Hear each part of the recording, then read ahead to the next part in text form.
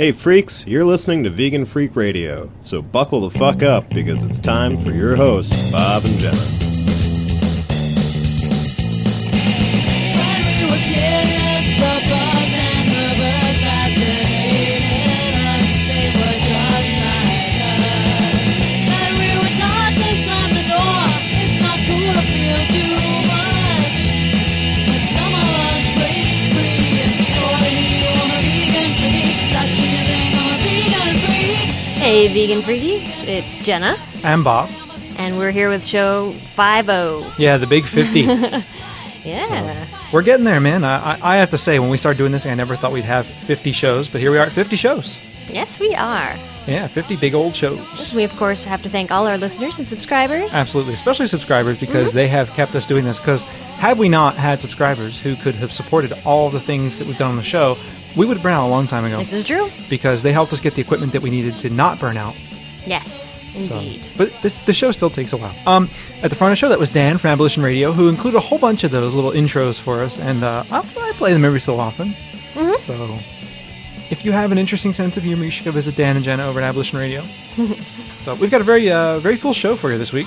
Hopefully a little more organized than last week. Yes, I think so. We're not doing this after a full day of work. No, we're not. Refreshed. And you're not mad at me. I'm not mad at you. Not yet. We can change that. We can Yes. change it. So no, we've got a lot going on today. We're going to talk about the F word a little bit. We're going to... What else are we going to do? We got a couple of announcements, and we're not going to do a whole lot of talking this show. No, not a lot. We're going to catch up on some voicemails at the end of the show. We are doing the Dino segment this week. We do have a Dino segment, indeed, this week. Yes, but before all of that, we have an interview. Yeah. You can explain the interview. We have an interview with Will Potter, and Will Potter is a journalist, an award-winning journalist, who has a site called GreenIsTheNewRed.com, and Will has done a lot of writing about how, the animal enterprise's terrorism act is being pushed through Congress and the kind of impacts that it's going to have on activists and on the animal rights movement. And he's got a great blog over at GreenIsTheNewRed.com, and I talked with Will last night. Jenna was working. Yeah, So- that sucked. Anyway, we'll get to Will's interview probably in a little bit, and then after Will's interview, we're going to do, like Jenna said, a Dino segment, and then we've got some songs and a bunch of other stuff. So we've got a show ahead. Yeah, and I think the overall theme of this show is fuck.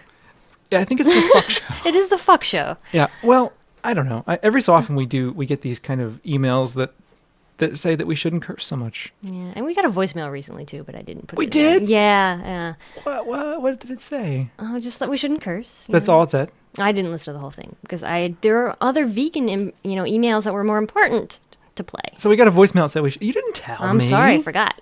It was all last week, and then I got all caught up in trying to So find how all did the the other person say it? voicemails. Were they nice? I didn't listen to the whole thing. Well, you heard them say you shouldn't curse. How did they say it? Were they like you shouldn't curse? Yep. Or was it, you really shouldn't oops. I don't know. Maybe I'm a little titchy. Who knows? But yes, and as we already talked about this on the forums, but our most recent email was that it downgrades us. It downgrade, yeah. I think the person might have meant degrade. Degrade might be the right word. Yeah. Yeah. Funny that we're always accused of being undereducated. Downgraded. I was like, it's like Bob and Jenna are a hurricane, but if they curse less, they'll be downgraded to a tropical storm. Right. Or, Bob and Jenna got a virus, so we need to downgrade them to Bob and Jenna version 1. Anyway, I shouldn't make fun of people. We do appreciate the feedback, but we have a cursing form letter that we use. If you want to see it, it's out there. You can go to the forums and find it, actually. Everybody can read the podcast section on the forums. So it's posted there. We have a cursing form letter that we deal with. But also, one of the things I like about doing a podcast is that I can do what I want. Do what I want. I can do what I want. We need some South Park noises is what we need. I used to have. Some South Park noises would be good.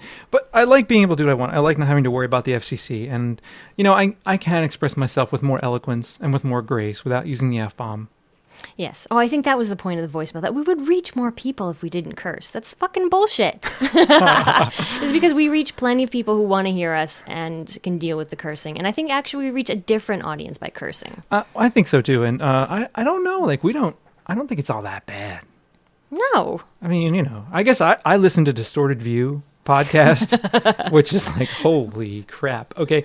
And by the way, I do not recommend it. It extremely non-vegan, but Extremely not PC. Extremely un-PC. I'm almost embarrassed to have said I listened to it. But, whatever. I have a very high tolerance for that kind of stuff. Anyway, enough about that. I think that we've got some things we're going to talk about around fuck today. I think that right now, American culture is at a point where we are so caught up in like political correctness, but in this kind of like, oh, we have to protect the children. Yes, and we must be, and everything is all about the morality and all that kind of stuff. Yeah. And, I feel like this is my show and I put a lot of time into it and I should be able to do what I want on it. And if it includes cursing, it includes cursing, and that's the way it is. Yeah. Plus, how can you talk about these issues and I get fired up. Exactly. They're so angering. A lot of these things, all the suffering, the horrible things. How can you not curse? That's what I wonder. So I think that, I think the F word's useful too. I mean, beyond that. Plus, it's a beautiful, beautiful word. I think fuck can work pretty well. And we have a little segment here I think we should play. What do you think? Yes. Want to do that? Okay. So someone on the forum, VMD on the forums, sent us this. I have no idea where it's from. I would pimp whoever it is that it is from if I knew, but I don't know. And I'm sorry for sound quality. It's not the best. It is 2.5 minutes long, but it's completely worth it. So just give us a listen.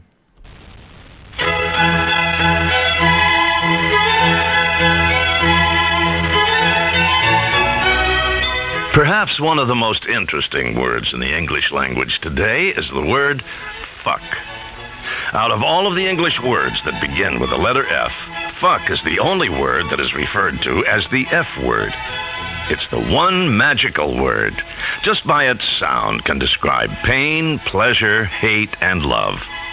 Fuck, as most words in the English language, is derived from German, the word frichen, which means to strike.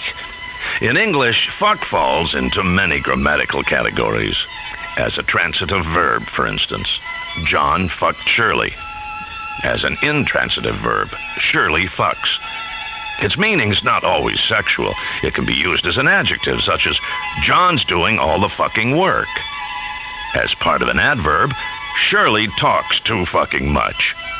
As an adverb enhancing an adjective, Shirley is fucking beautiful. As a noun, I don't give a fuck. As part of a word, abso-fucking-lutely, or in-fucking-credible. And, as almost every word in a sentence, fuck the fucking fuckers. As you must realize, there aren't too many words with the versatility of fuck, as in these examples describing situations such as fraud, I got fucked at the used car lot. Dismay, aw, fuck it. Trouble, I guess I'm really fucked now. Aggression, don't fuck with me, buddy. Difficulty, I don't understand this fucking question. Inquiry, who the fuck was that? Dissatisfaction, I don't like what the fuck is going on here. Incompetence, he's a fuck off. Dismissal, why don't you go outside and play hide and go fuck yourself? I'm sure you can think of many more examples. With all of these multi-purpose applications, how can anyone be offended when you use the word? We say, use this unique, flexible word more often in your daily speech. It will identify the quality of your character immediately. Say it loudly and proudly. Fuck you!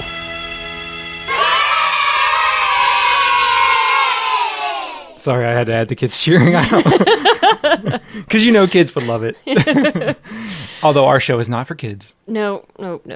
Our show is not for anyone under 18. Wink, wink, nudge, nudge. Yeah. So, fuck has a million uses, and it is quite.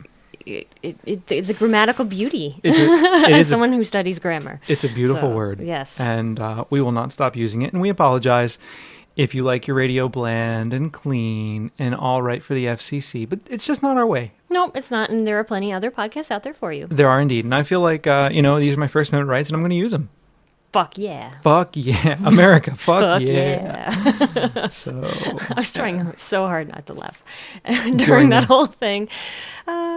Yeah. It's the second time I've listened to it today, and it's still fucking it's like hilarious. The third or fourth time I've listened to it, and the first time I was drinking coffee, and I had to like concentrate on not spitting it out of my mouth through my nose or something because it was really funny. So anyway, it's not that we don't value our listeners, because we do, but it's just that we aren't for everyone and we don't want to be for everyone, and fuck it. Indeed.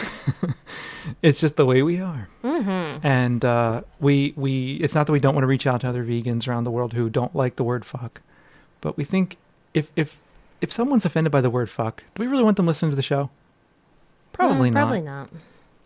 It's just, I have to be all like correct in my regular job. I have to be all correct in my regular life. I try not to curse too much when I teach. And I want to be able to just say what I want on the show. I agree. So here it fucking is. All right. All right. Moving on. Right. If you have any fucking comments, 267-295-1944. Yes. But, we need to start with a couple of brief announcements. There is a new herbivore out. Oh, yeah. If you're not a subscriber, you can go to their website and get it. Issue 12 but looks pretty good. Subscribe. You should subscribe. Absolutely. Because you get other goodies with the magazine. Yeah, you do. Postcards and stickers and cool stuff. So issue 12 looks pretty good. I haven't had a chance to read through it very thoroughly, but it looks good. Yeah, we just got it yesterday. Herbivore always looks good. It's a good magazine. And I don't know. I also got one of those little announcements from Cosmos, and they're selling a bunch of candy for Halloween. Very cool. So I think you still have time. What is it? It's only like we didn't even say what the date was. It's the 14th. So you still have plenty of time. That's true. So there you go. Pretty cool. Yeah, so if you're looking for Halloween candy, something vegan friendly to hand out to the kiddies. And we aren't paid to say these things. It's just trying to help out our vegan brothers and sisters. Yeah, tell you what's out there. That's right. So that's some of that stuff. I don't know. What else? We also, something we were supposed to announce last week, but we forgot, from Glitterous. And Glitterous wants people out there to know about some projects that she's working on. And as Glitterous said last week, she is an artist.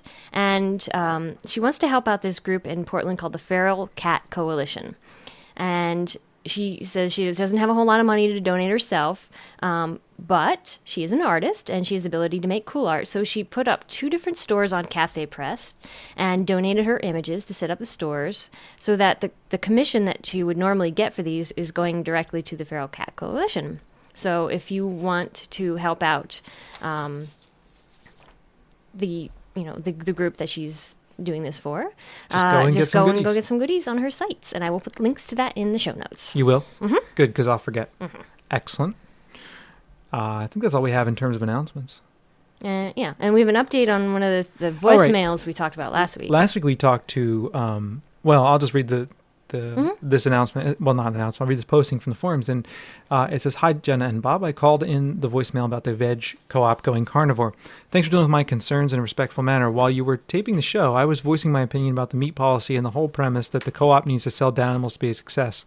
I wish I'd been able to listen to the podcast before the meeting because Jenna's examples of violence in the slaughterhouse would have been very helpful.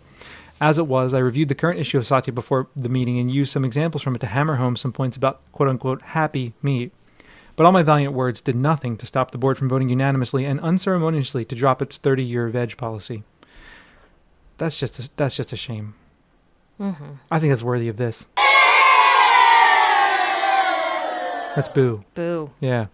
I'm going to make some copies of the certification article from Satya and give it to the board for reference as they review the implementation plan to carry animal flesh in the store. The board and management feel that selling, quote, natural, organic, sustainable meat is a valuable incremental step to getting people thinking about how their meat is raised. The board really wanted me to buy into that idea, but I refused to go along. Oh yeah, I enjoyed the whole show, though I glazed over at the Marxist anarchist bits. Well, who didn't?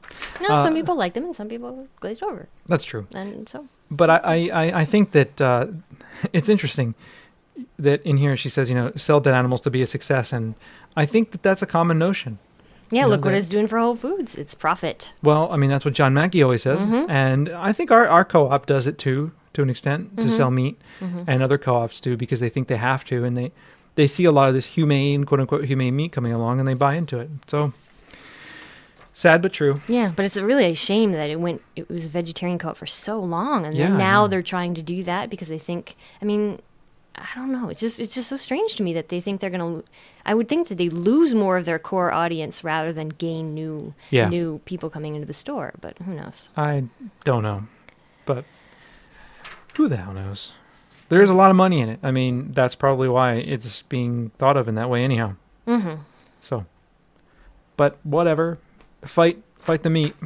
Yes. Well, it was good that you went and voiced your concerns and you didn't fall into their humane meat trap. It is a trap too. So It is. good. It really is. And that issue is brilliant. I've been reading it little by little here and there when I have time, and it's really good. The Howard Lyman article is pretty good too, wasn't it? Yeah, I was surprised. He came out very hard against the welfare arguments, and he's just good shit. Yeah. Documentary. He has a new documentary out about him, about Mad Cowboy and everything, and it looks pretty good Excellent. too. We should get a hold of it. We will, I'm sure. Okay. Okay. And we have something else too, don't we? What am I supposed to be doing now? Oh, yeah. Like another clip. Well, I've been listening to, I always listen to another podcast I listen to. Now, where the hell is it? God. I don't know. Okay, here Where'd it you is. put it? I found it. Okay. I found it in the sound card. I always listen to All in the Mind from ABC Radio National. ABC is an Australian broadcasting corporation, company. I don't know. Who knows? Anyway, I listen to ABC Radio National's All in the Mind from as a podcast, and it's actually a really good show usually, and it's done very well. And I also listen to Philosopher's Zone from ABC Radio National. Australia, man, they seem to have the good podcast sorted out when it comes to national radio. Yeah, they have a lot of very intellectual kind of programs. That They make do. you think a lot. They're really good. And there was the most recent one in the podcast from ABC from All in the Mind was called Bird Brains, I think, and it dealt with the question of intelligence in birds, and it talked about some experiments that they do and kind of how some birds are able to learn vocally in the ways similar to the way in which humans learn vocally. Right? We learn language by hearing language, but you can probably explain this better than I can. True. Yeah, you caught me off guard there. Sorry. Vocal learning. Yes. Well, I mean, we're all born with the ability to learn any language. We're not set up to learn a specific language. And, by the language that we're exposed to, we learn that language. And so I would imagine it sounds like it's very similar to birds. There you go. So vocal learning with language, and some birds do that. And I thought that the show was really interesting because it talked about how some of the issues in animal intelligence. And, I mean, it talks about experiments they do with birds, which is not cool. But there was this little excerpt from the show I thought I could play because it talks about some of human assumptions and why they're problematic. Cool. I think that in general, science has a very long tradition of underestimating the abilities of non-human animals. And the more closely we've looked at their abilities, the more we are amazed by them. And really, all it's required is someone who takes an interest in an animal to find out that, yes, indeed, that animal is miraculous in ways that we hadn't imagined or even conceived of before. And I think what that does on a larger level is, obviously humans are unique, we're special, but almost all organisms are unique and special by definition. And what I think is interesting about that notion is that what we do, I think what humans do, is that we set up these categories for what counts as special and intelligent and interesting that are based upon our experience. Mm-hmm. And then we use those categories to dismiss other kinds of intelligence or other kinds of capability in the world. I agree. And it annoys me. I mean, just look at the simple example of dogs. I mean, they can smell things that we cannot. They can hear things that we cannot. And yet we dismiss them as dumber than us because they can't talk. That's right. I mean, why do we put speech above all else? Yeah, it's a method of communication and it's very specific. But at the same time, other animals communicate just fine using the means that they have. Well, that's another a really interesting point, though, because I think if we were to try to define intelligence from the terms of a dog, or define what mattered from the terms of a dog, being able to communicate with language may not be real high up there. Mm-hmm. Being able to smell things might be real high on that list. And so we would fail at the abilities that they would probably consider important. Yeah. So if they were creating the taxonomic system for what counted as intelligent or not intelligent, we would be on the outside looking in. And instead we're creating the categories, they're on the outside looking in. And that gives us the ability to do almost anything we want to animals. Mm-hmm. I mean, it always makes me think of the Hitchhiker's Guide to the Galaxy, where the dolphins are the ones that take off when the Earth's going to be destroyed. And that's right. The mice are the ones that are ruling everything. Yeah. It's funny. Goodbye and thanks for all the fish. Yep. Yep.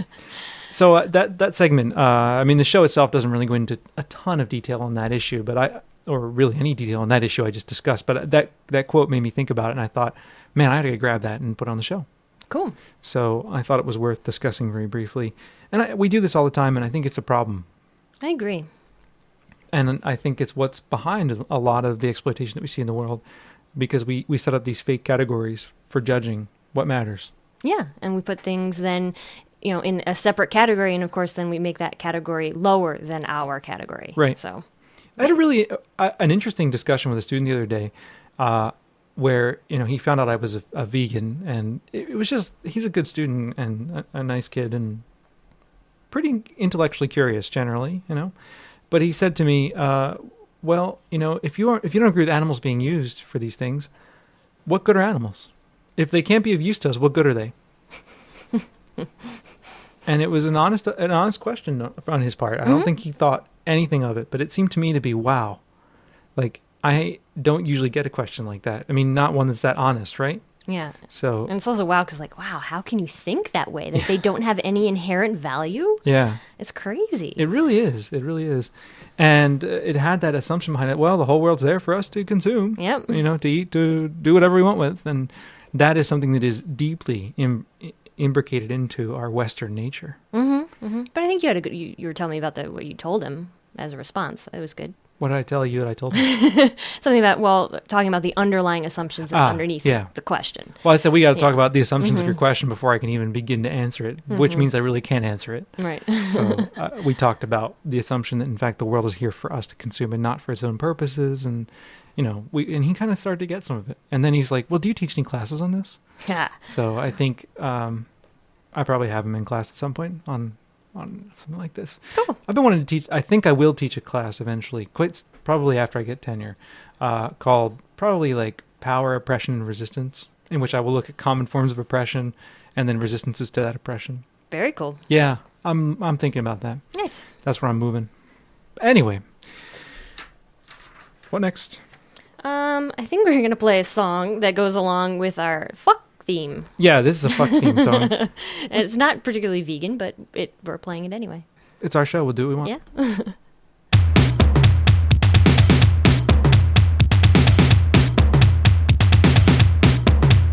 I'd rather fuck who I want than kill who I am told to. I'd rather fuck who I want than kill who I am told to. I'd rather fuck who I want than kill who I am told to. I'd rather fuck who I want than kill who I am told to. Let's face it, we all want tush. If I'm wrong, impeach my bush. Let's face it, we all want tush. If I'm wrong, impeach my bush. Impeach my bush. Impeach my bush. Impeach my bush. Impeach Bush.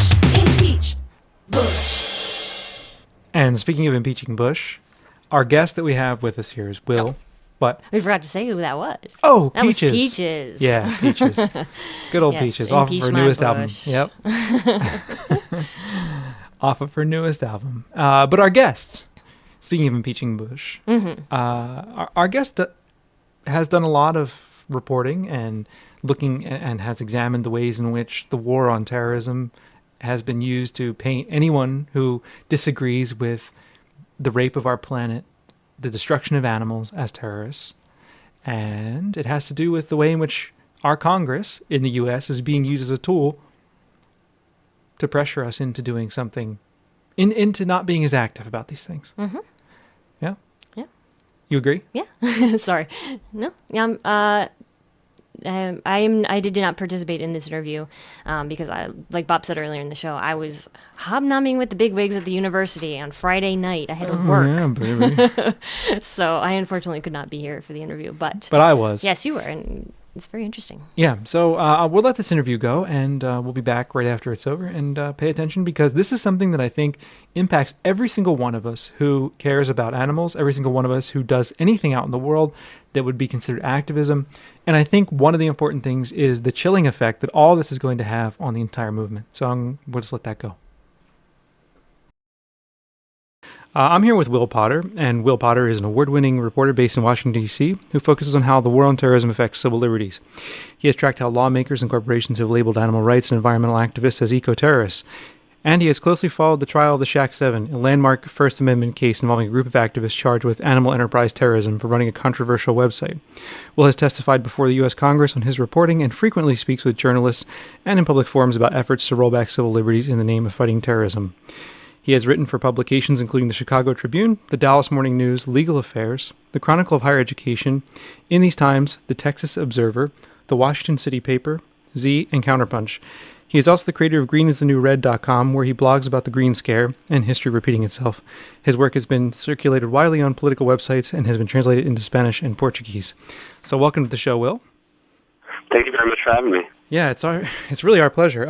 I guess to begin, I would really like to, maybe you could tell our listeners a little bit about your site. I think some of them know about it, but it'd be nice to know the kinds of work that you're doing these days.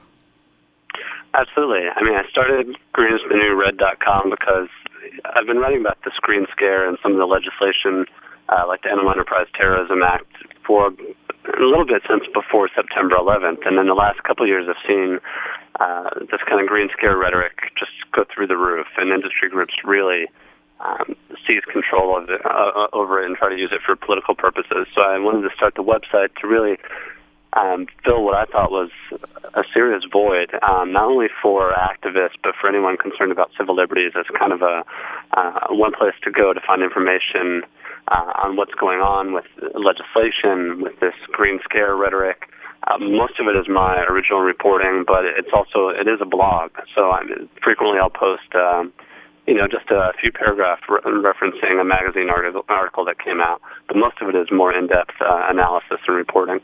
Excellent. And one of the things that I found on your site recently that was really actually kind of scary was the way in which you've broken down the Animal Enterprises Terrorism Act that's moving its way through Congress. Maybe you could talk a little bit about some of those issues that have come up as the Animal Enterprises Terrorism Act is coming around the corner here. Absolutely. Well, the Animal Enterprise Terrorism Act is actually kind of an update and expansion of the Animal Enterprise Protection Act, which is a piece of legislation not many people know about. It was passed in 1992 and has been amended a few times, but not as substantially as is proposed right now. And it made the crime of animal enterprise terrorism, and that means, as defined in the original legislation, targeting an animal enterprise and causing economic damage. What this Animal Enterprise Terrorism Act would do is not only increase the penalties for animal enterprise terrorism, but also it substantially broadens the scope and risks wrapping up First Amendment activity, and also specifically spelling out in the sentencing section of this legislation action that is nonviolent civil disobedience. And this is in a terrorism piece of legislation. So I've been talking about this for, probably the last 6 months or a year or so, very heavily. Ever since I testified before Congress in May, there's been a lot more interest in it. And what I found was a lot of people are very concerned and very afraid, and part of that is magnified by the fact that a lot of people don't know what exactly this legislation does. I mean, it's hard to understand a lot of legislation in Congress and what they're doing, what the wording means, if you're not a lawyer and if you're not familiar with how things work in D.C. So I wrote a very in-depth, I think it was about 7 or 8 pages, just step by step, what the legislation is, what every piece of it means, and just leaving it up to people for themselves to decide if it can make you a terrorist. And I think most people have written and commented that they're extremely concerned about it. Yeah, I definitely am. And you mentioned while you were just talking then that nonviolent civil disobedience could be something that could fall under this legislation? Absolutely. I mean, there's some discrepancy right now in how the first section of the legislation is worded in terms of causing economic damage versus causing damage to an animal enterprise versus the concept of economic damages. And there's back and forth right now about this going on, about what exactly that means. But in the sentencing section and the penalty section of the legislation, the law actually spells out penalties for crimes that do not cause any harm to an individual and do not cause any property damage. And I can give you an example of this right now. The first penalty in the penalty section is for, quote, an offense involving exclusively a nonviolent physical obstruction of an animal enterprise or business having a connection to, relationship with, or a relationship with an animal enterprise that may result in loss of profits but does not result in bodily injury or death or property damage or loss. And there are a few other pieces under the sentencing section that say exactly the same thing. So in other words, we have something nonviolent physical obstruction that does not instill in the person a reasonable fear of of injury or death and does not cause property or damage or loss is part of a terrorism legislation. That is insane. So if I'm understanding you correctly, and I've done some reading on this, if you were to picket a McDonald's and get in the way, or you were to picket, let's get away from McDonald's. If you were to picket a battery cage operation, for example, and get in the way of trucks coming and going, you could be prosecuted under this legislation, couldn't you? Yeah, there's a very good possibility of that. The couple caveats I would add on to that, though, are one, the legislation starts off, it's a federal legislation, so one of the first paragraphs is that whoever travels in interstate or foreign commerce or uses or cause to abuse the mail, basically it's just setting up that, it has to be across state lines in some way, whether you're coordinating with other activists in another state doing the exact same thing, which is pretty much how, all political campaigns are being run right now. Nothing is exclusively at the very local level. And it also says it has to be for the purpose of damaging or interfering with the operations of an animal enterprise. Well, the damaging clause right there is a little bit vague because I talked about some lawmakers are saying, no, why are you so concerned about this? Damaging means destroying property. And even if we say, all right, if that's the case, which that's not how the legislation reads, but if that's the case and we really believe that, it has this or clause that says interfering with the operations of an animal enterprise. And actions like you just described would absolutely directly interfere with the operations of an animal enterprise, and it would cause economic damage because it would disrupt property, and it would also, interfere with those operations. And furthermore, because of all this eco-terrorism and green scare rhetoric that we're seeing right now, it could also fall under another section of the legislation that's talking about it's terrorism to instill a reasonable fear in an individual through a campaign of trespassing or harassment or intimidation or violence. Well, let's say the individual is outside that factory farm.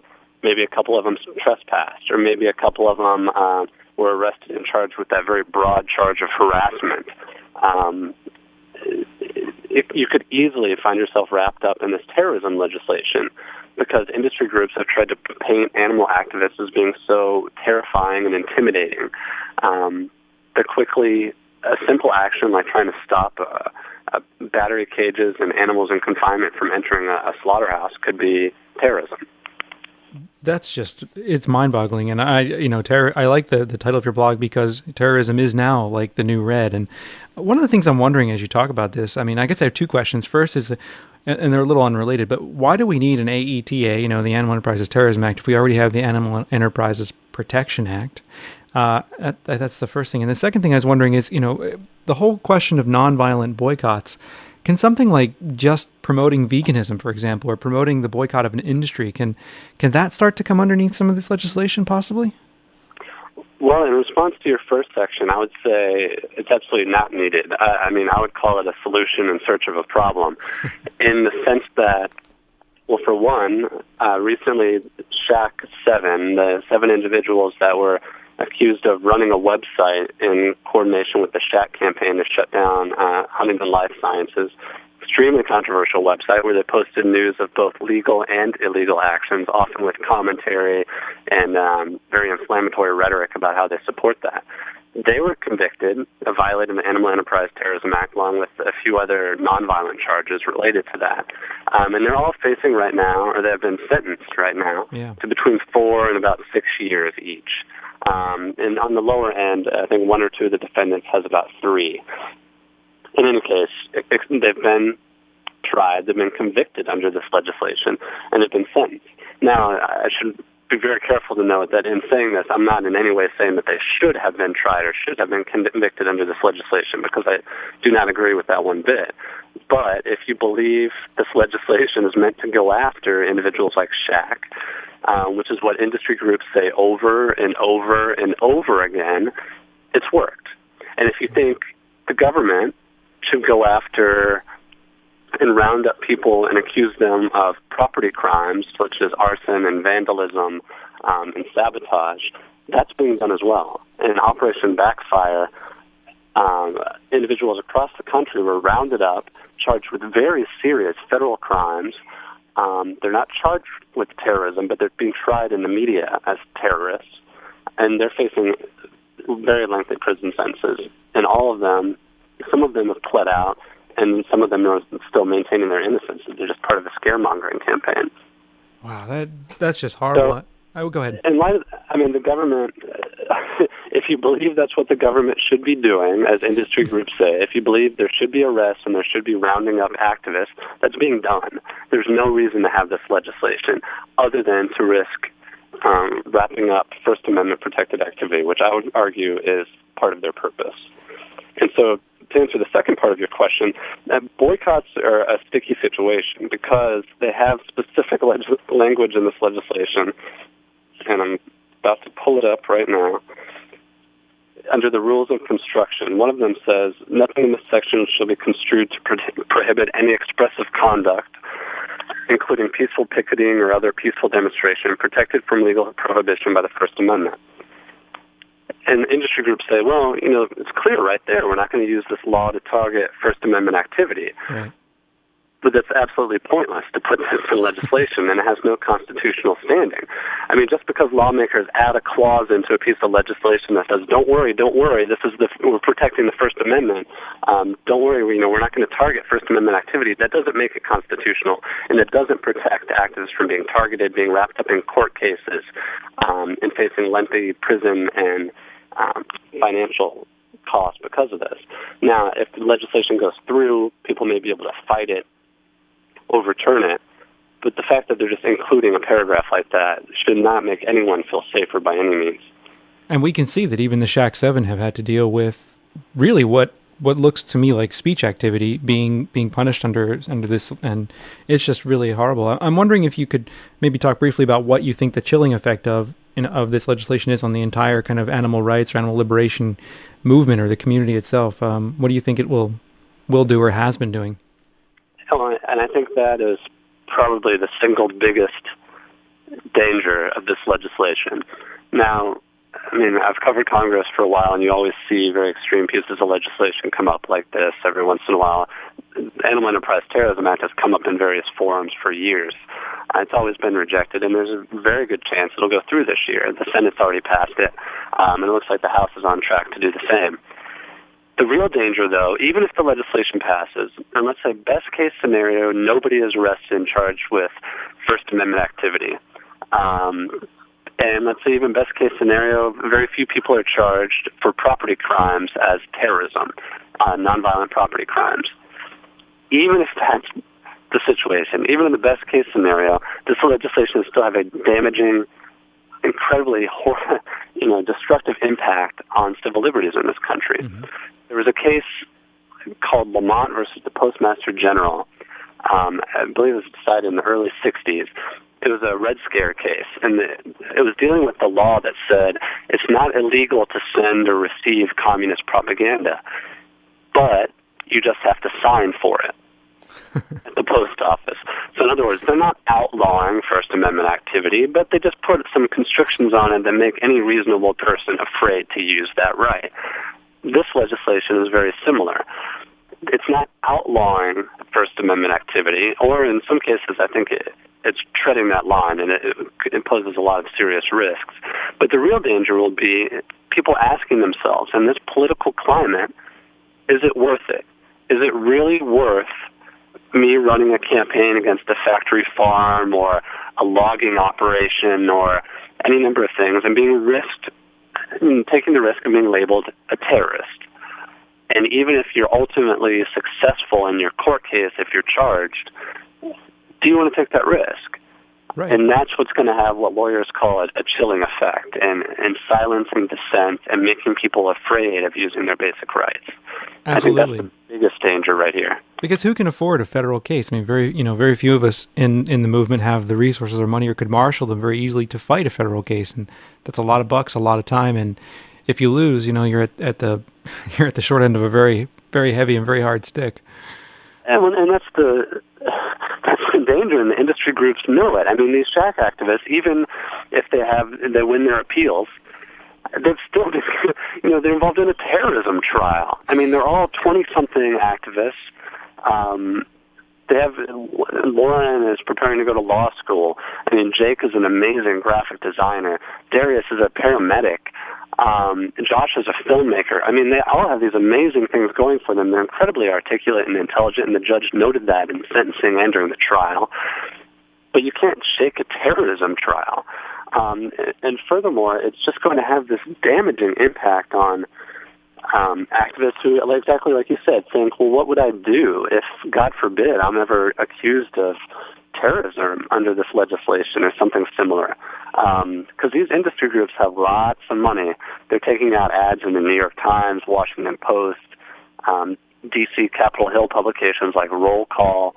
They have a lot of money and a lot of power, and they have the government or the administration right now on their side, and nobody wants to go up against that. They even have the Center for Consumer Freedom, which, is kind of like their public relations arm that pushes this whole idea of terrorism as well. And it's like no holds barred. It's amazing. Oh, and on top of that, one of the posts I had on my blog that just astounded me. I mean, a lot of this stuff you just kind of have to laugh at. But then there's some things that are just so absurd you can't let it go. I mean, there's one point when there's a children's movie called Hoot, which was based on a best-selling children's book. And it was about kids trying to save a spotted owl whose habitat was under attack by some developers. It was a really popular movie. It was a Hollywood movie. Industry groups started sending out press releases and started a media blitz that labeled this movie softcore eco-terrorism for kids. It got amazing pickup in the press, in mainstream publications, and of course in all the right-wing and industry group publications. But it just shows to what length they're willing to go to try to push this partisan, self-interested political agenda. Absolutely. It's mind-boggling. Just to change gears for a second, I'm wondering if you think that the everyday kind of progressive or leftist or, even a liberal, right? Do you think that they see this green scare as a threat, or is this something that is really only being felt pretty harshly in kind of movement circles? I don't think many people are viewing it as a threat, but they should, and they need to. I think as a consequence of the way the animal rights and environmental movements have campaigned and the way they've been run, they've kind of been off to themselves in many ways from other, mainstay liberal progressive movements, whatever you want to call them. And this is really revealing that. I mean, animal rights and environmental activists are the ones under attack here in this First Amendment green scare, the scaremongering campaigns. Not to say they've been the only ones that have been the victim of this war on terrorism. I mean, Arab Americans felt it directly with roundups and incarceration right after September 11th, and even continuing with that harassment. But, I mean, these activists are really on the front lines. They're the first wave, and to use a kind of a non-animal rights analogy, they really are the canaries in the mine. These industry groups in other areas are looking at these cases, and they're waiting to see what happens, and they're waiting to see how the movement responds, and if they hold up in court, and if the legislation goes through. And anti-abortion groups are already concerned that this mentality and this type of legislation can be turned against them. Anti-war groups should be afraid for the same reasons. Anti-war groups have had home protests at individuals' homes that are in the defense industry and the weapons manufacturing industry, home protests at Donald Rumsfeld and Karl Rove's homes, things like that. Things that are directly taken from the animal rights movement's toolbox of tactics. And if all this scaremongering is successful, it will be applied to those movements as well. Man, it's so scary. Excuse me, I just have one final question for you. I'm wondering, what was it like to testify about this in front of Congress? Well, it actually went a lot better than I expected. I mean, given the political climate and all the things we've been talking about, I kind of expected the worst. I really didn't know what to expect. I'd never testified before Congress before. What really shocked me, though, was the other witnesses. I was the only one opposing this piece of legislation. The other witnesses were all picked by the Republican majority. There's a vivisector from Wisconsin. There was somebody representing an industry corporation, and then there was somebody from the Department of Justice. They were talking these very just melodramatic and kind of sob story tone about actions that weren't anywhere near terrorism or violence. I mean, one of the researchers that testified was talking about individuals having home protests at her house, and some individuals in Wisconsin are trying to buy a building on the University of Wisconsin campus and make it a museum in honor of primates that have been killed by animal research, and it's going to be like an animal rights museum. And these were the kinds of examples that she's giving about this extremist animal rights threat that's being posed. And Republicans and Democrats alike didn't stand up to it and didn't question it one bit. There's a climate right now of lawmakers just being afraid to look in any way like they are soft on terrorism. And even though Democrats in many ways have such the upper hand right now with the Mark Foley scandal, with the domestic spying revelations, with the bungled war in Iraq, with everything that's going on, and not to mention the Patriot Act and all the other issues in Guantanamo and the detainees. I mean, they have the civil liberties upper hand right now, and they can play that card, and they can really hammer away at these civil rights and civil liberties abuses. But instead, they're just cowering in fear like many other people are. And that was really terrifying to me. Wow. I mean, I think the Dems are just scared to death that they're going to be painted as soft on terrorism. I almost said soft on crime. I think that was the 1980s one, wasn't it? Right. Well, you don't want to be soft on the war on drugs. Yeah, soft on the war on drugs, soft on terrorism, soft on crime. It's just amazing. And I guess it's really just part of one of the things I'm finding most troubling about post 9/11 America. I mean, I teach university courses, and I've had students make an argument very eloquently that, in fact, they would accept reduced civil liberties if it meant more safety in the world. And I find that really troubling. I mean, these are 18, 19-year-old students, and I think it has to do with the fact that they've matured during these last 4 or 5 years, when we've had this kind of climate, and I wonder what the impact's going to be down the road.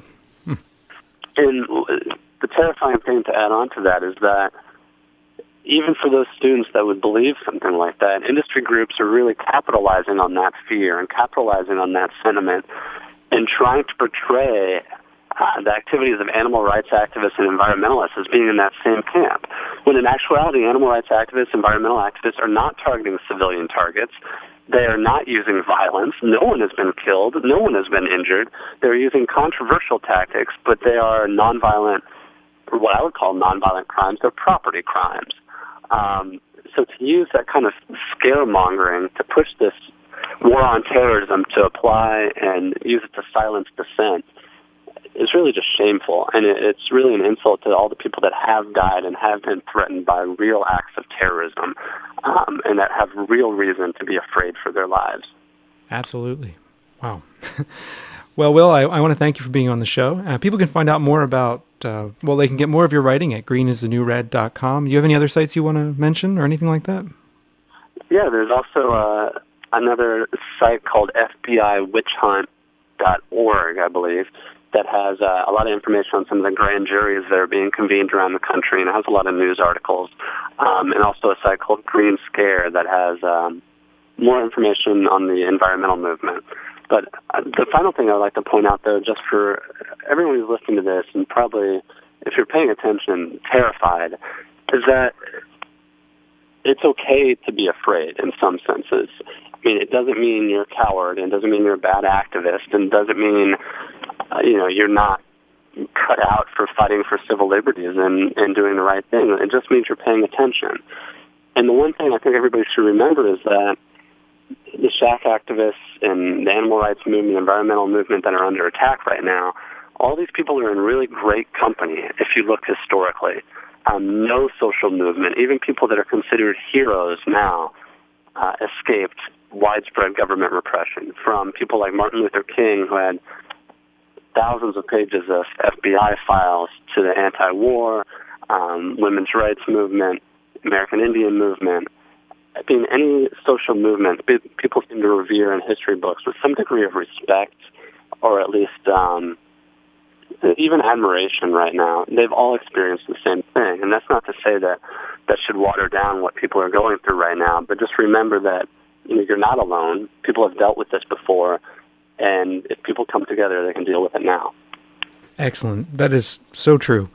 And I think that's a great way to close it out. So I want to thank you again for being on the show, and encourage everyone to check out your blog. You post incredible things there that have taught me quite a lot, and I really appreciate your time. Thanks a lot, Bob. I appreciate it. So that was our interview with Will Potter. Like we said there, you can find more out about Will at GreenIsTheNewRed.com. And those sites that Will listed, very valuable. So please do check those out. That was recorded on Friday night. So we just got that, and I'm very happy to have him on the show. And I want to thank Will for being on. And you should definitely check out his site. It is incredibly scary what's going on, but we have to struggle against it and fight against it, because I feel like it really has a chilling effect on everything we do. Mm-hmm. And it's a whole, I think is the part about the rhetoric of terrorism is even bigger than our movement. Of course, it directly affects us, but it's bigger, is that anyone that disagrees with what's going on with the war in Iraq, is painted as this anti-American, Yep.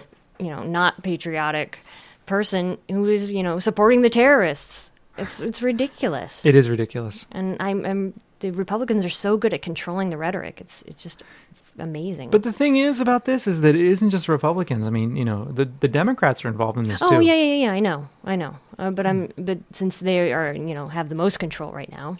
Yeah, that's fading. Yes. Seeing as how they've been caught having sex with small boys and things, but not quite small Not boys. quite. Yeah. But well, they're not pedophiles. They're there's a word for it, but I forget. ephebophiles. Yeah, that's it. People who are into adolescence are ephebophiles. Yeah. So, and it's not them. It's just Mark Foley. Mm-hmm. And what really annoys me, though, is that the Republicans are going around saying it's a Democratic plot to make the Republicans look bad.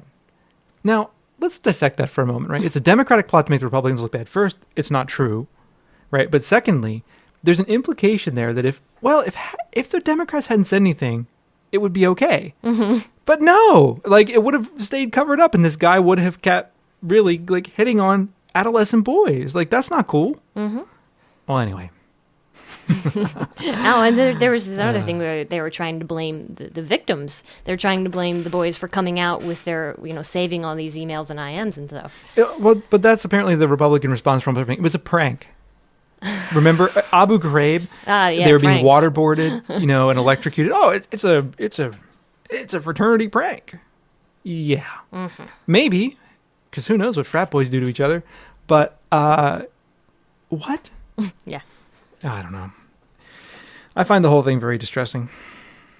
Indeed, it's all very scary, like you It said. is. I just frustrating. The whole thing together it's just this kind of totalitarian system. The system is very totalizing, and it's difficult to find room outside of it. It is. Outside of the political rhetoric that's being created to talk about all this stuff. Mm-hmm.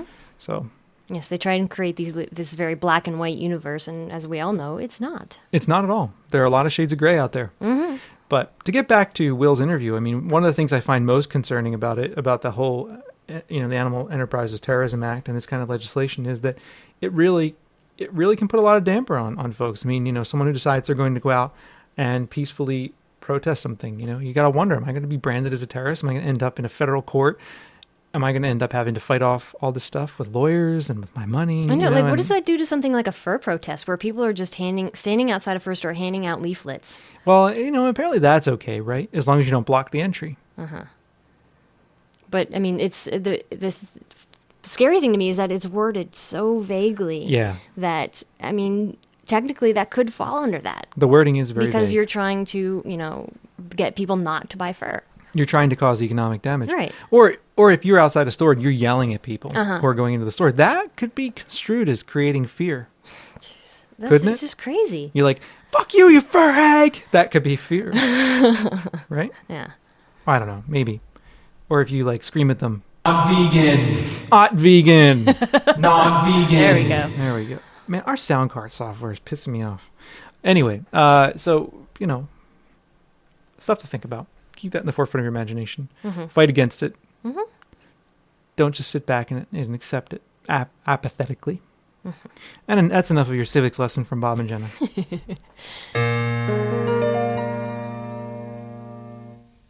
Dino, we who cook with Dino are the luckiest people in the world. Hey Hey there, vegan freaks. It's Dino. I'm here today to tell you how to make banana bread. Now, this originally started off as a banana bread recipe that was supposed to be a standard banana bread, but it kind of evolved into almost like an energy bar, if you would. And it works out really well in the end, and I think you'll enjoy it.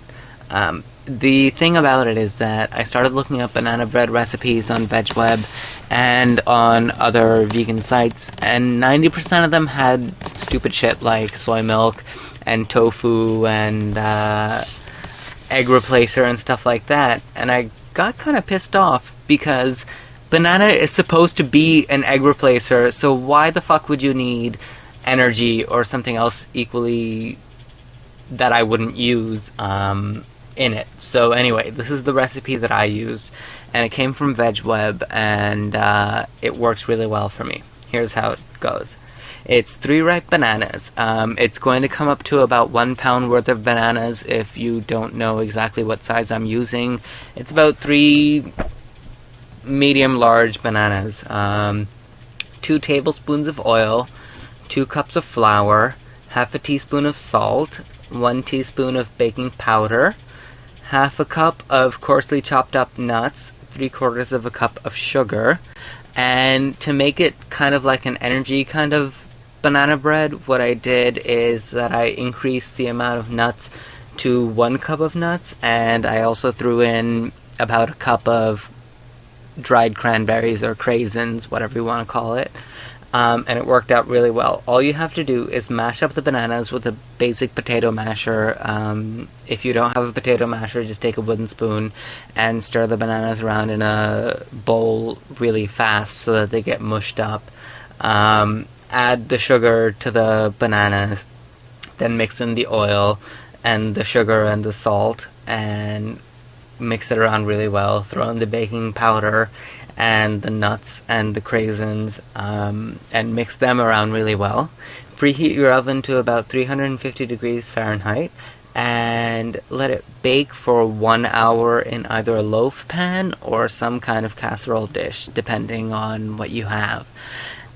What ends up happening is that the bread kind of puffs up by itself, and it tastes absolutely delicious all by itself. If you want it to be even more elaborate, what you can do is stir in some kind of fruit of some sort. For example, you can also stir in some chopped up apples or some chopped up pears, or other dried fruits like apricots or dates or dried plums. Whatever you feel like, it'll taste absolutely delicious just because you have this kind of bready type of thing with all these different fruits in there. And if you want to make it more healthy for you, also throw in about a cup of oatmeal, just the regular quick oats from the box, and it will be absolutely beautiful. And it tastes good just all by itself. But if you prefer, you can throw on a little bit of Earth Balance, as Steve likes to do, because we've been buying Earth Balance by the tub, and it just tastes good. So anyway, if you have any comments, definitely give me a buzz on diva@veganfreak.com, or send a voicemail to Bob and Jenna, and they'll play it on the show. And the first person to give me a voicemail or an email that Bob and Jenna play on the show, based on any of my recipes from before or right now, is going to get an autographed signed recipe card, written by hand, of whatever that recipe is that you commented on, sent in the mail. So definitely make this happen. All right, take care, guys. Bye. Thanks, Dino. Why has that happened? Anyway, keep talking. Well, thank you, Dino, for that. And banana bread. I love banana bread. Yeah, me too. And he's up the ante. Yes. Get in touch with Dino and he will give you some free shit. Mm-hmm. Free shit's always good. Free shit's great. As long as it's vegan. Yeah. Because, We aren't about freakinism. Nope. We're about no animal products. Well, now let me try to play the Dino outro song. Should I Okay, try it. So now our cast iron skillets are treated, and our ovens are all preheated. Throw away that fake meat, it'd bring out the vicious wrath of Dino. Vegan freaks love Dino, 'cause he sure can cucino. Grazie, Dino. I just like the Molto squisito. moto squeezito. I had to play that. We have these themes. We need to play them. Of course. So anyway, yeah, Dino will be in touch with Dino. You can send us an email or voicemail or whatever you need to do, and we'll make sure Dino gets it. Mm-hmm. Cool. We're moving through, man. We are just cranking along. So we have another song for you. It goes along with our fuck theme. Yeah, it does, if I can find it. At least this band is vegan. True. More propaganda. Here it is. Fall cherries in Wisconsin Creek, a silhouette light for those who seek. Nothing a Parkland Mall. Young landscape oasis now fame City Hall. And they call this peace. Not how it seems to me. Sugar-coated disease. Buckle at the knees. Your members of parliament lining their garments with hides of the masses and stuck up their asses. Bald little soldiers like sewn to their shoulders. This insight spawns despair. Why am I not proud of this? Like a welfare Stephen's bliss. All your novel themes that keep you mute on your way. The Canadian playing Aryan motherfucking cunt-sucking dream. Oh yeah.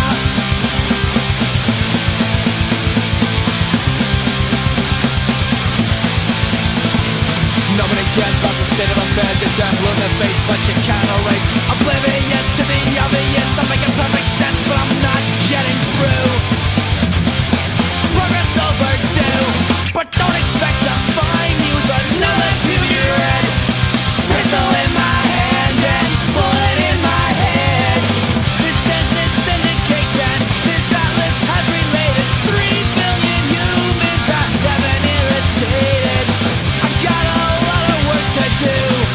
3 billion people. That's 3 billion snotty fuck yous. Fuck you. Fuck all of you.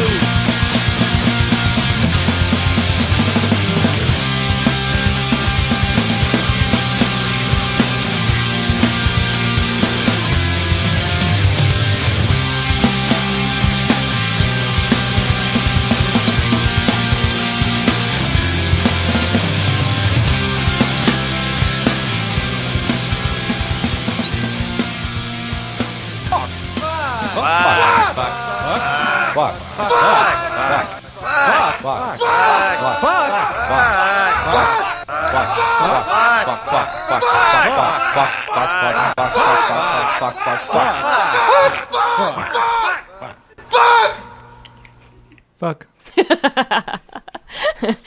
That was actually more propaganda there at the end there. Yeah, absolutely.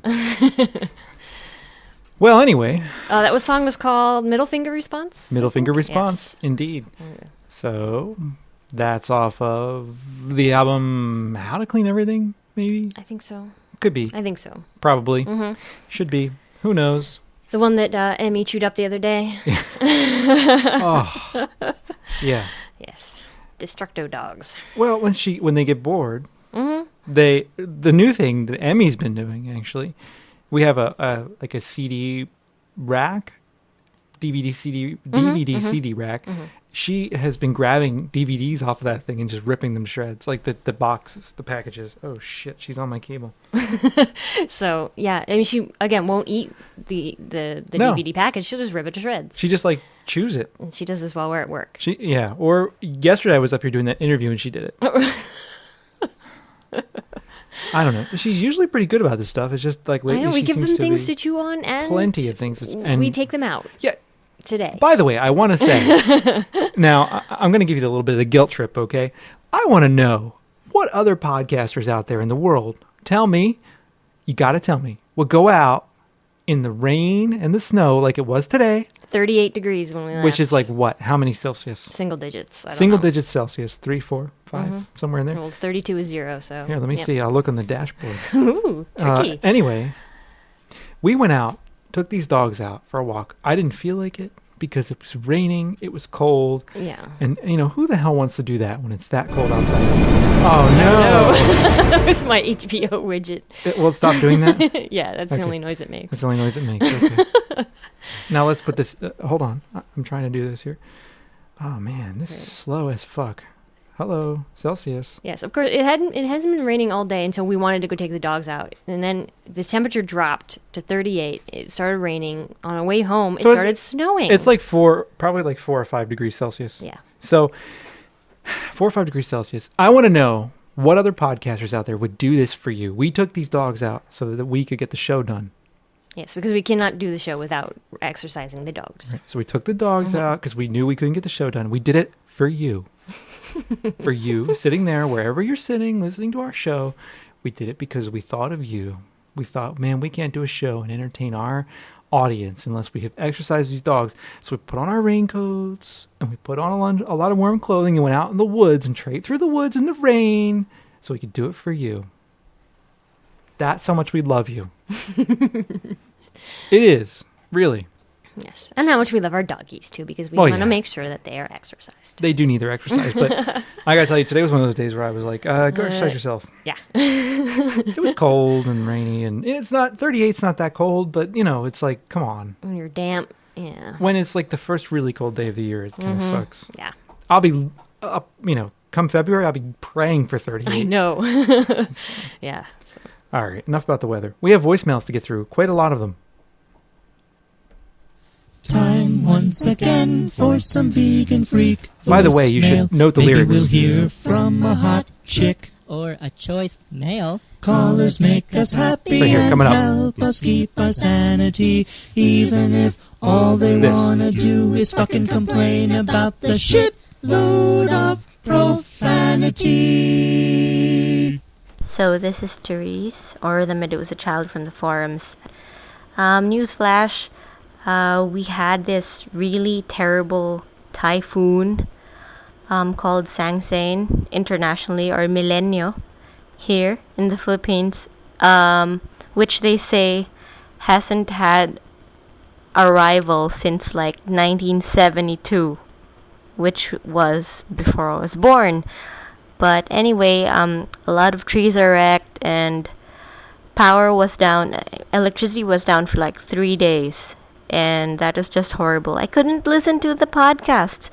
But anyway, so I finally listened to number 48. Hooray, yay! So I just want to react to several things. Number 1 on the list is the organic milk, organic cow's milk, and organic eggs. That's totally fucked up. I just thought about it, and you're absolutely right. By going organic, by labeling these animal products as organic, and seeing as they're not directly killed because you don't see the meat on them, or most consumers would not associate it with murder. And since it's organic, therefore not factory farmed, quote and unquote, they'd be more likely to buy it. And by buying it, it's just increasing and continuing the cycle of death and cruelty and pain, which is totally not right and not vegan.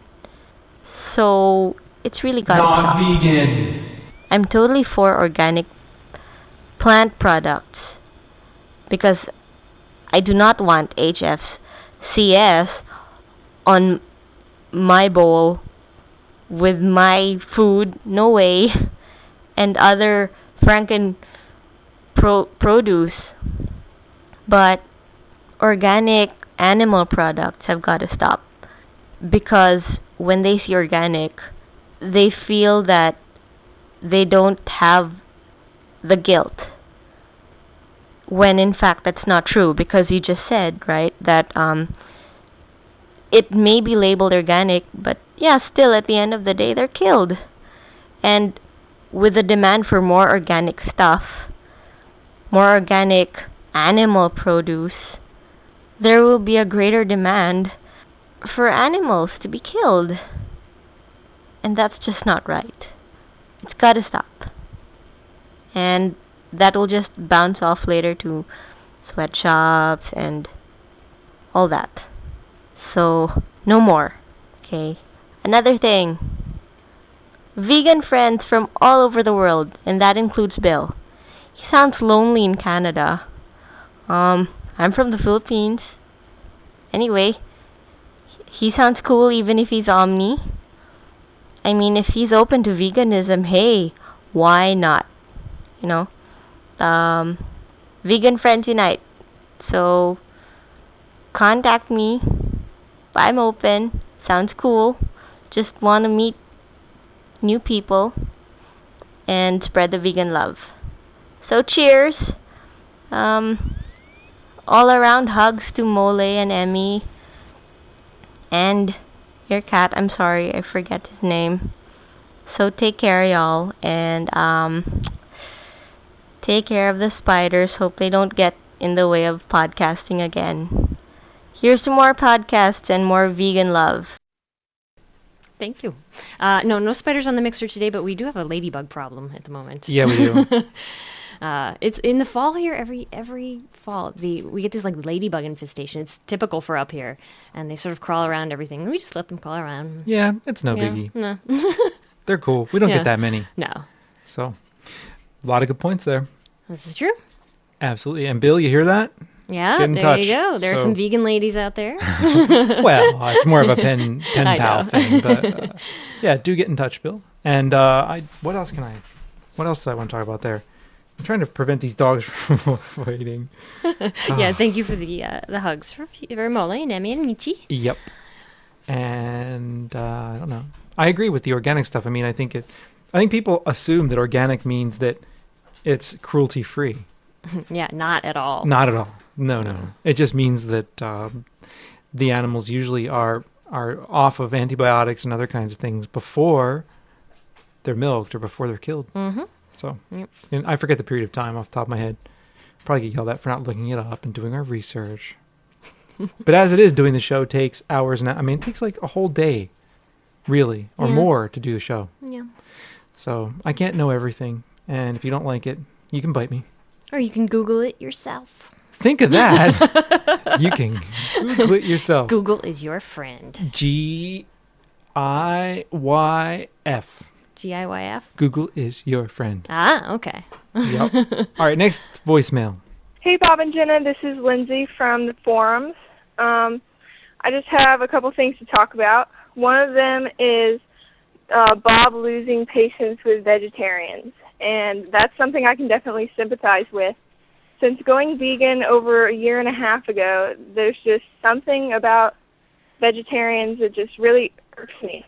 That just think that they're doing so much good for animals, and I know they're trying, but they just don't understand, and they haven't made the connection yet between dairy and eggs and the type of destruction they're causing. So I just wish that I had more patience with them and I could help them see the vegan light. Another thing is the Shack 7. I was really touched by just all of the support that everybody's giving to the Shack 7, but I am really trying to get everybody to write to those guys and girls that really need our support right now, especially Andy as he's going off to prison. So my newest project is trying to get together a local group of people who want to write letters and have vegan cupcakes. So if anybody wants to join in with me across the nation or around the world, that would be great. I guess just talk to me on the forums. I'd really like to get together a bunch of letter writing parties. I think that would be really cool. Another thing is Bob's Marxist anarchist rambling thing. I just wanted to say that I really hope I can be that confident in just explaining what I believe. Right now I'm just having, I guess, some trouble figuring out. Another thing about the Shack 7 I forgot to say was I would like everybody to check out the Green Scare article on shack7.com. I read that, and it just really hit home with me, the people who went to the sentencing and hanging out with them afterwards. I just thought that was a really good article. Another thing is the Walk for Farm Animals for Farm Sanctuary. This is just a little mini rant, but I just found it really odd that a 14-year-old like me could organize the entire event and have an underground bake sale at school for 3 days, raise $70 with all homemade vegan baked goods, and the entire 20 people out of my entire area only raised $250 with me included. I just found that a little odd that all these seasoned activists around here couldn't do something in their power. I know that sometimes it's hard to raise money and everything, but I just felt a little disappointed with all of my effort that I put in, that a lot of other people weren't putting forth the same kind of effort. And the last thing I have to talk about is the P.P.S theory that you were talking about, with people eating meat or some other kind of animal product while they're in Paris. And that really reminded me of the show Project Runway, the reality clothes designing show. And one of the candidates on there named Vincent, I learned later he is a quote-unquote vegan who ate lamb in Paris while shooting a fashion show. Non-vegan. Or one of their challenges on the show there. And that just really disgusted. So that just really freaked me out that a person that supposedly is devoted to veganism and their ethics would just fall out like that and eat something like lamb. I just found that really disgusting. I love the podcast, and just keep it coming. Thank you so much, guys. Bye. Finally, so good to hear from you, Lindsay. Yes. Now, everybody out there should know Lindsay is 14, right? Mm-hmm. So, I'm not saying that as pejorative. I'm saying, like, someone who was 14 has their shit that much together. Yeah, Lindsay. I mean, you talk about the other activists, but come on, Lindsay. You're just an amazing activist. Yeah, I mean, come on. You're tireless in what you do, and you've been pushing this stuff. You've had more experience in activism than most people out there, I bet, who were supposedly the seasoned activists that you're imagining. Mm-hmm. So, come on. And I always find it really inspiring that someone who is that young really has it together like that. I know. It's extremely impressive, and keep up that passion that you have. Absolutely. Definitely.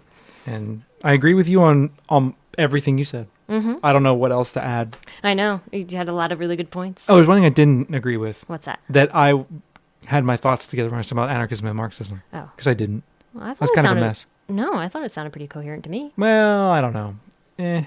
Whatever. But thanks, Lindsay, for finally calling. And you have anything you want to add there? No. All right. Okay. But the interview? Yeah. That we just did? Yeah. I'm pretty sure that's with the guy that we did an interview with Will Potter, and Lindsay was talking about an article, and I'm pretty sure if we have the same article in mind, that he wrote that article. Oh, cool. So there you go. And our next voicemail is from Hannah. Hi, Bob and Jenna. This is Hannah calling from New York. I just had a big vegan moment. I was walking down the street listening to an old podcast of yours, and I was walking by Moo Shoes, which is the vegan shoe store here in New York. So I decided to call you guys. The old podcast I was listening to, you talked about teenagers having the mindset to go vegan and how you really respect that and everything. Well, I'm 19, and I've been vegan for almost 4 years. And I wasn't that long ago, but I can't believe that 15 I was doing so much other stupid shit, and I was dressing so dumb and hanging out with stupid people, and I still decided to not eat animal products. So I definitely agree with you guys there that it takes a lot to be a teenager and be vegan, especially when you're already a freak. I was such a freak when I was 15. Being a vegan just pushed it over the edge. Anyway, so Thank you guys so much for your podcast. Keeps me happy. And yeah, thanks. Bye. Thanks, Hannah. It might be easier if you're a freak, though, because you don't give a shit what people think, right? This is true. Yeah. But just sort of pimp our own little thing here. It is very tough being vegan or wanting to go vegan when you're living at home. Yes. But we are going to publish a book next year. Yes. From Claire, who is a teenage vegan. In the fall. Yes, on advice on what to do, how to do it, and how to deal with wanting to be a teenage vegan freak. Yep, it's not easy for everybody. No, not Some at people all. have very unsupportive families, Mhm. and they live in difficult situations. But I think it's great that people do it. I agree. One of the things we keep getting questions about too are college-age vegans, and I don't know what's vegan in my dining hall. I don't know what's vegan, whatever, et cetera, et cetera. I don't know how to go vegan, things like that. Mhm. I think actually college is the time to go vegan. Definitely, because you're on your own. You're on your own, and you don't even need a lot of money to go vegan. I think there's this idea out there that you need to have your own kitchen to go vegan, but if you go to your dining hall, you just ask. Just ask them, is this vegan? Yeah. If there are people that start asking questions, maybe they'll pay attention more. But even if you say, is Right. this vegan? And they go, what's that? And you can tell them, and then they may not know, but they'll go find out. Mm-hmm. So there's often a variety of vegan foods that you can find at most college cafeterias, almost everywhere now. And sometimes they're vegan on purpose, and they're just vegan by accident. Mhm. But I think it's not real hard, even at our school, which is not terribly progressive. Mhm. It's not real hard to be a vegan here. That's true. So I think it just requires, a little bit of creativity, perhaps, but it's not that difficult in college either. Not at all. So I don't know. And well, we'll talk about that later. There's an email we got that I want to talk about, but Oh, that's right, but we didn't. Yeah, we're not doing too many emails today, so we're not doing any emails today. So. none at all. All right, so moving on, we have one from Frippy. Hi, this is Frippy. I know you guys read a message from me, or a mail from me, last week, last week. But I have a piping hot rant, so to share. Today I was looking at this website that some people are probably familiar with, called Cute Overload, that shows cute pictures of, baby animals mostly, little hamsters, anything with little beady eyes. And today there were two pictures in one post. One showed a little Pomeranian, like kind of sniffing a little fluffy chicken, baby chicken. And then the next image showed the baby chicken sideways between the Pomeranian's teeth, and it was obviously not dead or mangled, but it didn't look comfortable. And it looked like the chick could possibly be getting hurt. I mean, sharp little doggy teeth and soft little chicken body don't go together. So there were some sane people who responded that this isn't cute. This image that you posted on the bottom, that's not cute. That makes me worried about the chick. And defenders quickly were like, well, you're no fun. This site isn't about, that kind of thing. This is about looking at cute animals and feeling good about ourselves and just enjoying it. And this is the same site where they'll post like a picture of a piglet, and then she'll refer to it as bacon or pork. And they'll post pictures of baby chicks, and people will say, like, yum, chicken, I can't wait to eat it. I mean, which is really screwed up. It's almost similar, I think, and I know I'm going to offend someone out there. But, well, like Republican pro-lifers are all about fetuses. They worship fetuses, carry on big photos of fetuses, get those weird little freaky keychains with the fetus in the plastic ball. But then once you're born, forget you, They don't care. They don't really care about, adults. They don't even really care about kids or even babies, for that matter. But I was just thinking, like, is this just like another selfish way we use animals? I mean, obviously for food, for fashion, for medical experimentation, for entertainment, and then just like, I mean, there was a post where someone was complaining because it was like, about backyard breeding, like the post seemed to be encouraging backyard breeding, and people are like, well, it's not that kind of site. It's just to look at cute things. But, there's a real responsibility. Yes, baby animals are cute, but, we got to think about what happens to them, what happens to them when they're cute, when they're not quite as cute. And, we can't just say just because the image looks cute to us that that's a positive thing for the animal. I mean, it looks cute when animals perform stunts, I suppose, but I guess if that's what you think, but the animal gets hurt, and yeah. So yeah, that was just on my head. Just thinking about cute overload, and I'm sure some of us other vegans like to see cute animals, but just the attitude around that site, bugs the shit out of me. I'll say it. I said it. Okay. That's it, I guess. Bye.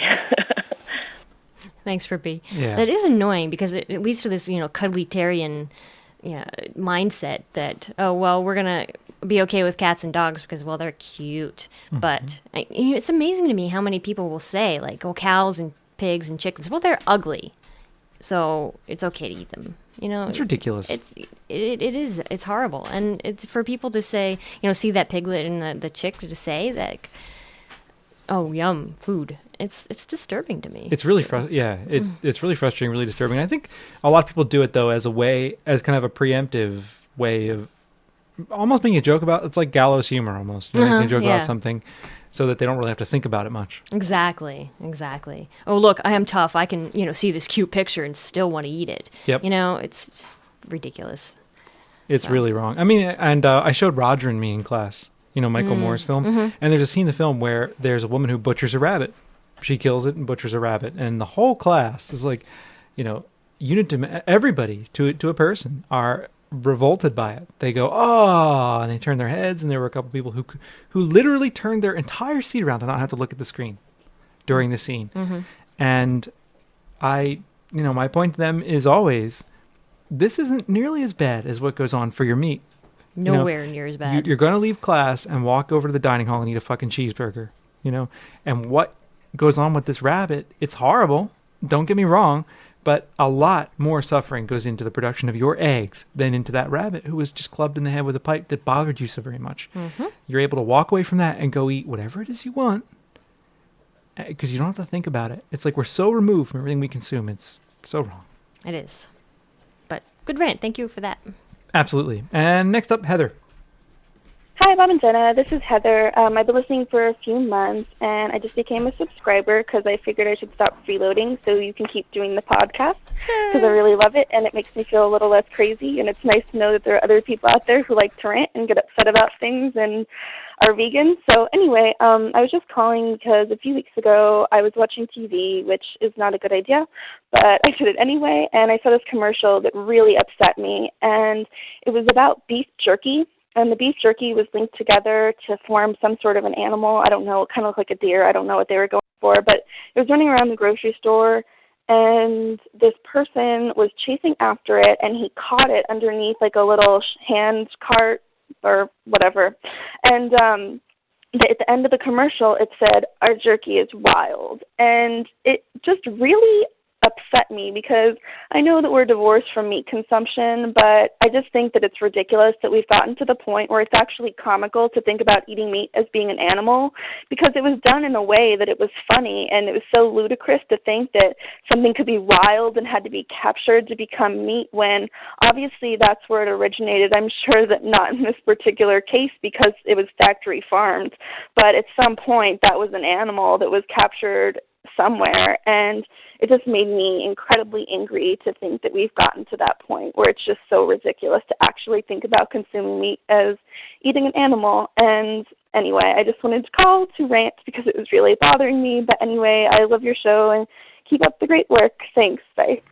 Thank you for subscribing, number one. Yes, indeed. And number two, that commercial, I've seen it too. It annoys me as well. Yeah, there's a whole series of them, actually. Yeah, there is a whole Slim Jim series. commercials. That commercial drives me insane.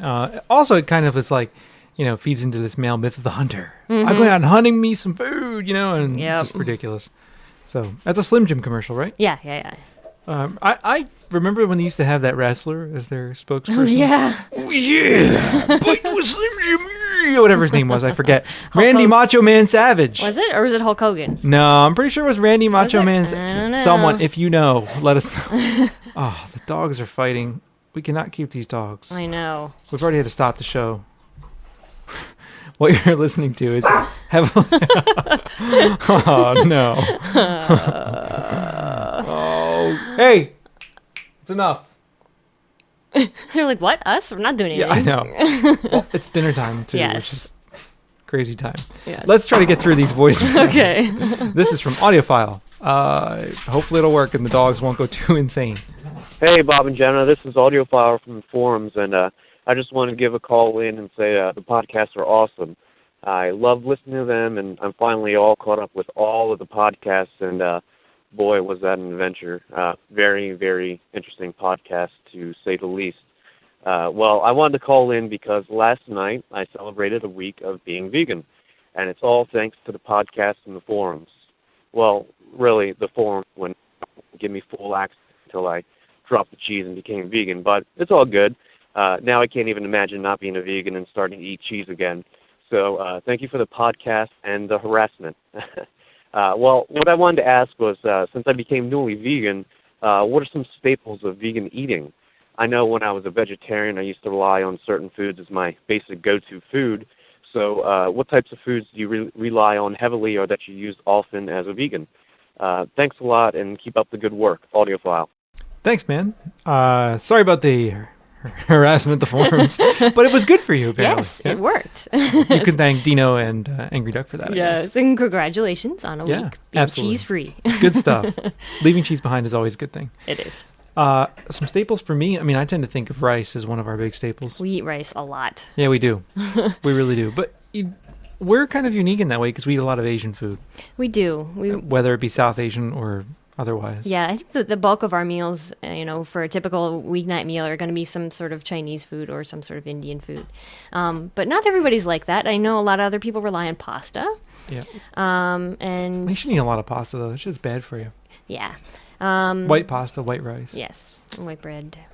Bad. But, of course, I'm, famous for my not wanting to eat You're a white brown rice Nazi. Yes, I am. But you're all white rice supremacists. I am. And I'm proud of it. I don't want no miscegenation of my rices. My rice should be white and pure. But anyway. And we do eat a fair amount of seitan and tofu as well. I know a lot of people out Don't there. tell Dino. I know. Dino does not. So it really depends on your tastes and preferences and what kind of meals you like to eat, I think. But you're going to get a whole bunch of staples around the house. In fact, I think there are some threads on the forums that talk about things that people have in their pantries that you can go check out. Canned goods, canned beans are good to have around. Canned tomatoes, Other than that, just a trip to the produce aisle, the produce section. That's right. I think that's the best thing to do. Mm-hmm. I think actually one of the better things to do is to just get a bunch of vegan cookbooks. Yeah. And plan a couple meals, see what you like and where you're at and work from there. Yeah. And try not to eat the same thing every day. Yeah, I think that's really important. Everybody's different too. Yeah. Everybody's different. Some people don't eat rice very often. Some people don't eat pasta very often. Who knows? But there are a lot of things out there. I mean, my friend Dan from Abolition Radio, his staple is potatoes. Yeah. Fried, baked, mashed. We had Thanksgiving with him last year. And I was like putting the mashed potatoes on his plate. And he's like, come on. Like putting them on his plate. He's like, all right, keep coming. Keep them coming. And I'm putting them on his plate. He's like, okay, stop. And like half the pot's gone. So Dan's a potato staple vegan. This is true. We tend to be rice staple vegans. Yeah. No, but I think there's a variety of things. And the important thing actually in veganism is to eat a variety of food. Not that I'm a nutritionist, but it is important to eat a variety of food. Yes. And take your B12. Oh, of course, always. So, yeah. We better call the show to a close before we get into too much trouble here. Is there anything else we need to talk about? No. Then let's do it. Okay, here because the dogs are finally calm for like a minute. So I know. Hopefully we can close the show. Molly's chewing on his nylabone, which is good. Indeed. So remember, you can always get in touch with a podcast at veganfreak.com. Another thing, it's a new month and we... Oh, yeah. You know what I found out? We only need like 200 votes in Podcast Eye to get into the top 10. Most months. Yeah, we got into the top 50 last month. It was great. We have thousands of listeners. We go through gigabytes and gigabytes of downloads a day. Right? Right. Every day, like lots and lots of gigabytes. There are thousands of listeners. Go to Podcast Eye and vote for us. Yeah. It helps. Yeah. It really does. We get more people come to the show. We convert omnivores. It's awesome. It is good. So we appreciate your help in that way. You can always subscribe at podcast.veganfreak.com, podcast.veganfreak.com, 267-295-1944. That about covers it. I think that's about all we have for you this week. So That's it. Be in touch with us. Drop us an email, voicemail, whatever. Fucking A. Fucking A. All right. Take it easy, everybody. Thanks Bye. again.